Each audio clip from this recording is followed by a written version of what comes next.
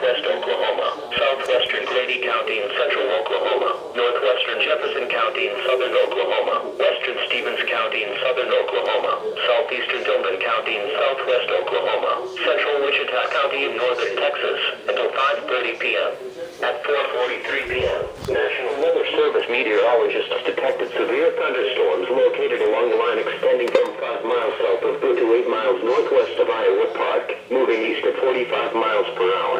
Hazards in the warning include destructive winds in excess of 75 miles per hour, $5 high hail. Locations impacted include Lawton, Britt-Burnett, Marlow, Walters, Cashin, Apache, Rush Springs, Elgin, Hill, Temple, Grenfield, Fletcher, Geronimo, Sterling, Empire City, Butters, Renwood, Chattanooga, Medicine Park, and Hastings.